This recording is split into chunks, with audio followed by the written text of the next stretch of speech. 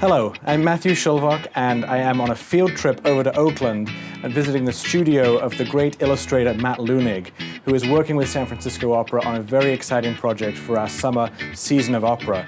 We have 3 wonderful operas coming up for you, Bohème, Rigoletto, and Don Giovanni. And as we intersect with that great Summer of Love celebration that is going to take San Francisco by storm, we are very excited to work with Matt on a very different visual style for our summer operas.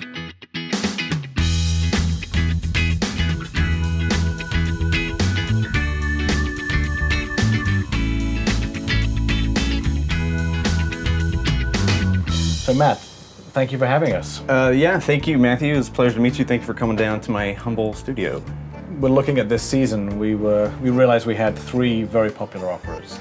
Operas that many people know some element of. And we thought it was a perfect time to look at a more populist style for what we were doing in terms of our own artwork. Well, I guess first of all, my question would be, what was your reaction when you heard that the opera was looking for this kind of artistry? It was definitely unexpected. Yeah. I was honored. Yeah, it's something that I probably wouldn't have think that like my art could reach. Like I didn't know that my style could actually get into things like the opera. You know, I kind of had my visions of what the opera was. I'd never been.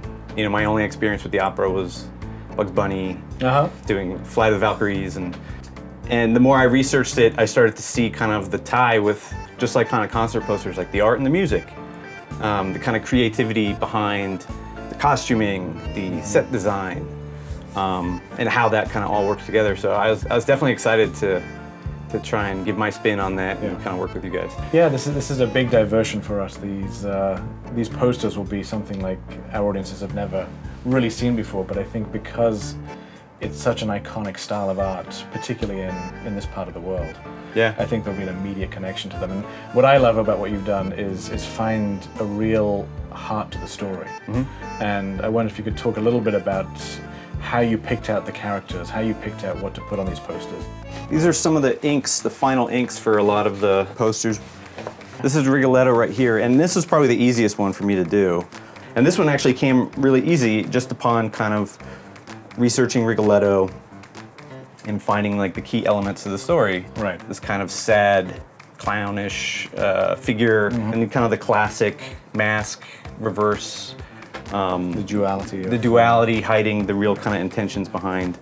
So this one kind of came to me really quickly, and this was kind of the first one I think that was passed and kind of approved. Yeah, I remember the meeting where we looked at this and just said immediately, yeah, this is spot on. Particularly, I mean, I love the Gilda, his daughter on the knife blade there. The symbolism of that is something very, very powerful. And then the Bohème behind that. So we have the two lovers, Mimi and Rodolfo, both impoverished artists. And just this swirl of emotion, this swirl of a love that's ultimately quite ephemeral. It's pulling off all the candle there. Yeah, it was kind of making sure that they felt tight and embraced within the smoke. But I think, you know, a lot of the stuff we want to pull off is the texture in the hair and maybe some kind of filigree or patterning in the clothes. And then finally, the terrifying world of Don Giovanni. You know, we decided to kind of work in the commendatore. Am I saying it correct? Commendatore, yeah. Commendatore. Absolutely. Like I said, anytime I can kind of do a creature, a mask, or something that I can go crazy with, I'm happy. What I love about this one is, the commendatore. A lot of people think Mozart was really composing his own father, and his father was so strict and overbearing, but someone he deeply loved as well, and you know, a huge influence on his life. So you really feel that coming out of this. There's so much duality in all of these. Yeah. You've got. Well, that was kind of the theme. Is even if there's one character, kind of the focus, we kind of wanted to work in. There's always like a second thing foreboding over it, or the mask, or the duality kind of really was important to all of these. So what's the process now? So usually after I finish the pen drawing, and I would take this and put it onto the computer, scan it, and that way I can kind of get in, clean up some line work. You know, all the time there's little elements like, oh, that hand's not working. or that eye looks weird. I can go back and kind of tweak it a little bit so I get the look that I'm going for. Right. You kind of go and do the second pass of the little fine details. The patterns, you kind of work that in on the computer. And then from there, the shading and kind of rounding out the characters. The final is going to have like a very kind of colorful gradient throughout the whole thing. So we didn't have to go full color on finishing these. And as you work through these, do you think in color?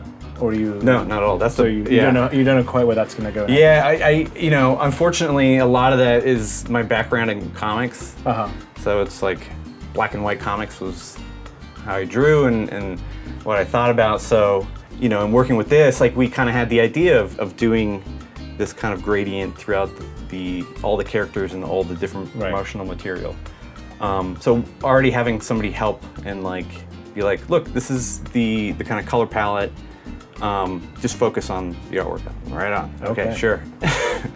Now, these will be used in posters, but also in street pole banners, and the biggest of all will be the front of the Opera House, where those 5 archways of the Opera House will be full of this art. And have you gone and taken a look at that canvas and thought about what it's going to look like to see these things writ large up there? I'm looking forward to it. It's going to be cool. I was able to go to the Opera House last season and get to see Aida, and just kind of getting a feel of the scope and size that it's going to be. It's going to be cool seeing my artwork that big. Yeah. I've done some stuff for music festivals, and you kind of see a little banner here or something like that. But yeah, stretched across the whole building. That's going to be exciting. Well, Matt, thank you very much. Absolutely. Yeah, thank you for coming by. Thank you. Yeah.